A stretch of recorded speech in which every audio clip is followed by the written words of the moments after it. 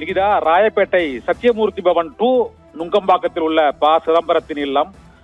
சிதம்பரத்தின் இல்லத்திலிருந்து Alwarpet shut off road முதலமைச்சரும் திமுக தலைவருமான மு.க. ஸ்டாலினின் இல்லம். ஷட் ஆஃப் ரோடில் இருந்து டெல்லியில் 10 ஜன்பத் ரோடு சோனியா காந்தியின் இல்லம். இந்த 4 இடங்களிலும் இப்பொழுது திமுக காங்கிரஸ் கூட்டணியை இறுதி செய்வதற்கான கடைசி கட்ட முயற்சி மேற்கொள்ளப்பட்டு வருகிறது. கூட்டணியில் காங்கிரஸ் நீடிக்குமா இல்லையா என்பது குறித்து இப்போது செல்வ பெருந்தகையுடன் சிதம்பரம் நுங்கம்பாக்கத்திலிருந்து ஆழ்வார்பேட்டை ஷட் ஆஃப் ரோடு இல்லத்திற்கு சென்று கொண்டிருக்கிறார்.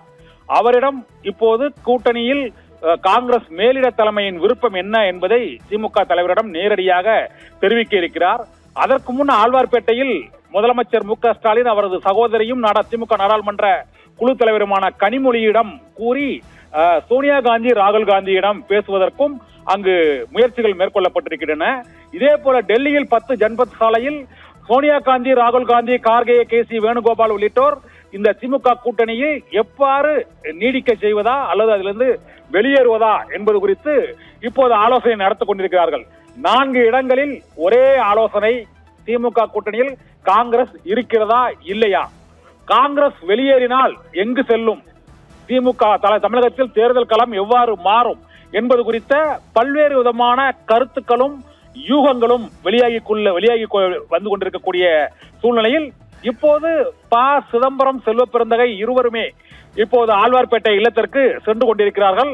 அங்கு திமுக தலைவரும் முதலமைச்சருமான மு.க. ஸ்டாலினுடன் இந்த இறுதிக்கட்ட ஆலோசனையை மற்றும் காங்கிரஸ் தலைமையின் விருப்பத்தை தெரிவிக்க இருக்கிறார்கள். அதன் பின்னர் திமுக தலைமை கூறும் அந்த இடங்களை மற்றும் தொகுதிகளின் எண்ணிக்கையை அவர்கள் காங்கிரஸ் மேலிடத்திடம் கூறி சம்மதிக்க வைப்பார்கள் என்று காங்கிரஸ் கட்சியின் 2ஆம் கட்ட தலைவர்கள் கூறுகிறார்கள். தமிழகத்தின் அரசியல் நிலவரம் திமுக கூட்டணியில் 2021ஆம் ஆண்டு இருந்த கட்சிகளை விட கூடுதல் எண்ணிக்கையில் தேமுதிக, மக்கள் நீதி மய்யம் உள்ளிட்ட பல்வேறு கட்சிகள் இணைந்திருக்கக்கூடிய சூழ்நிலையில் இப்போது உள்ள கூட்டணி கட்சிகளுக்கு கடந்த முறை வழங்கியதை விட குறைவான எண்ணிக்கையிலேயே வழங்குவதற்கு வாய்ப்பு இருப்பதால் காங்கிரஸ் கட்சிக்கு 25+1 அல்லது கூடுதலாக 1, 2, 27 பிளஸ் ஒரு ராஜ்யசபா சீட் என்று வழங்குவதற்கு திமுக தயாராக இருக்கிறது என்றும் இந்த முறை அதை ஏற்றுக்கொள்வதுதான் சிறந்த வழி என்றும் செல்வ பெருந்தகையும் சிதம்பரமும் கண்டிப்பாக காங்கிரஸ் மேலிடத்திடம் திமுக தலைமையின் கருத்தை அவர்கள் தெரிவிப்பார்கள் என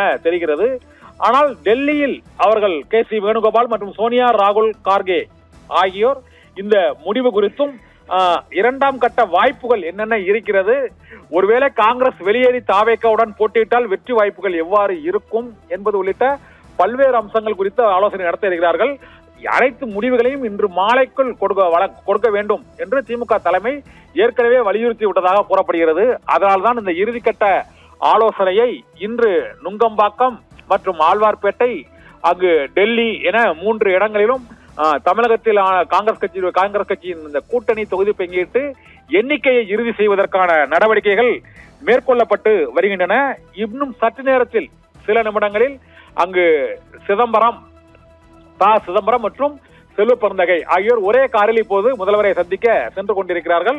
அங்கு முதலமைச்சரை இன்னும் ஒரு சில நிமிடங்களில் அவர்கள் சந்தித்து பேசுவார்கள் என எதிர்பார்க்கப்படுகிறது. இந்த பேச்சின் போது திமுக காங்கிரஸ் கூட்டணியில் சிக்கல், காங்கிரஸ் திமுகவை விட்டு வெளியேறுகிறது, தாவேக்காவுடன் கூட்டணி அமைத்து போட்டியிடும் என பல்வேறு யூகங்கள், சந்தேகங்கள் எழுந்து வரக்கூடிய நிலையில் இப்போது அங்கு முதலமைச்சரோடு திமுக தலைவரும் முதலமைச்சருமான மு.க. ஸ்டாலினோடு அங்கு கனிமொழி உள்ளிட்ட திமுக நிர்வாகிகள் அங்கு ஆழ்வார்பேட்டை வீட்டில் காத்திருக்கிறார்கள்.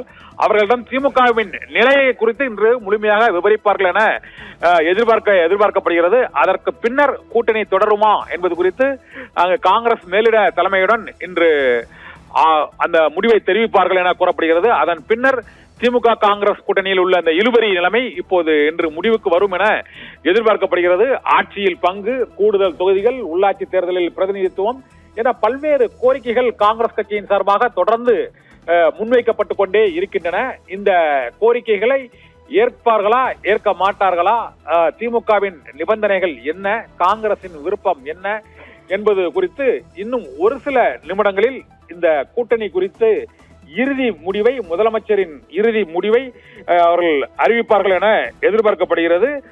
இன்னும் சில நிமிடங்களில் ஓரிரு நிமிடங்களில் முதலமைச்சரின் இல்லத்திற்கு ப சிதம்பரமும் செல்வ பிறந்தகையும் செல்வார்கள். அதன் பின்னர் அதிகபட்சமாக அந்த ஆலோசனை அரை மணி நேரத்திலிருந்து 1 மணி நேரம் வரை நீடிக்க கூடும்.